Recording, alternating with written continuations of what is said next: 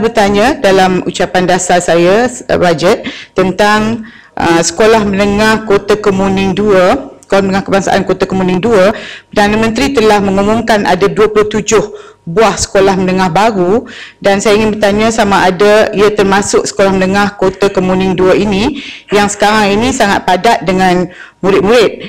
Jadi sebenarnya status bila kami bertanya kepada Kementerian Pendidikan baru-baru beberapa bulan yang sudah, ini adalah sekolah SKKKM ni, SMKK2 ini sebenarnya dah projek sekolah UKAS, ya, yang diberi kepada satu pemaju dengan pertukaran tanah, saya diberitahu, dan kali terakhir tidak ada apa-apa perkembangan lagi.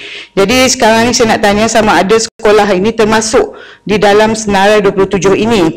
Buat masa sekarang sekolah ini sudah ada tahun depan 2016 murid form tingkatan 1 sudah 832 orang, 17 kelas, dan satu kelas purata 48.9, hampir 50 orang satu kelas, dan sementara kelas bilik darjah hanya direka untuk 35 orang penuntut. Jadi 2016 jumlah penuntut 3,400 orang.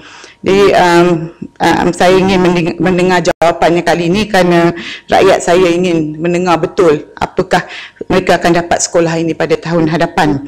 Seterusnya, Datuk Seri Pengerusi, saya ingin bertanya tentang 090200 itu mementabatkan bahasa Malaysia dan memperkukuhkan bahasa Inggeris mengenai dual language program yang telah diumumkan oleh Perdana Menteri 38.5 juta untuk 300 buah sekolah. Jadi mengikut beritanya hanya beberapa 20 ke 30 buah sekolah dahulu dimulakan dengan projek perintis. Saya ingin bertanya sama ada bagaimana caranya pihak sekolah memohon untuk projek ini, sekolah ini dijadikan salah satu sekolah perintis, dan saya ingin mencadangkan bahawa Sekolah Menengah Kota Kemuning, Sekolah Menengah Kebangsaan Kota Kemuning 2 ini dijadikan salah satu buah sekolah projek perintis DLP ataupun HIP ini.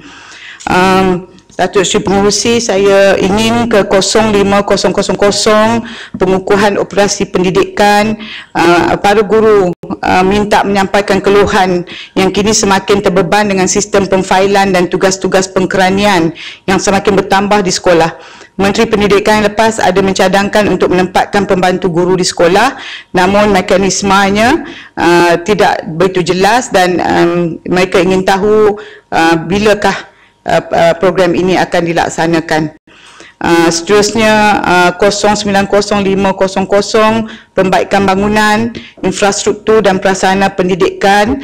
Ada dah sekolah-sekolah yang mempunyai bangunan usang di seluruh negara yang berusia 30 tahun. Adakah kementerian mempunyai statistik mengenai sekolah-sekolah ini, dan bagaimanakah perancangan untuk menaik taraf sekolah-sekolah tersebut di segi bukan sahaja bangunan kelas, bangunan sekolah, bekalan air, elektrik yang terurus, dan penyelenggaraan kawasan sekolah-sekolah ini terutamanya di luar bandar dan pendalaman.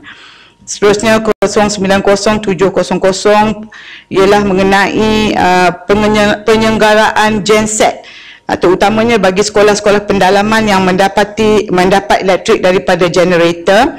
Ada cadangan daripada pihak sekolah bahawa tender hendaklah diberi pada sebuah syarikat sahaja untuk menyelenggara secara berkala dan menggantikan generator yang sudah usang bagi memastikan sekolah-sekolah di pendalaman terus mendapat bekalan elektrik berterusan.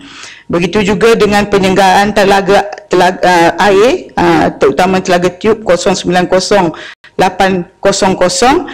untuk sekolah-sekolah yang tiada bekalan air bersih. KPM harus bersedia untuk menyediakan kemudahan tangki, penggalian sumber air bawah tanah untuk menyelesaikan masalah ini. Kes terkini SMK Long Lama di Marudi yang tiada bekalan air sejak 2 minggu lepas, walhal sekolah dihuni oleh guru dan murid yang sibuk menghadapi SPM.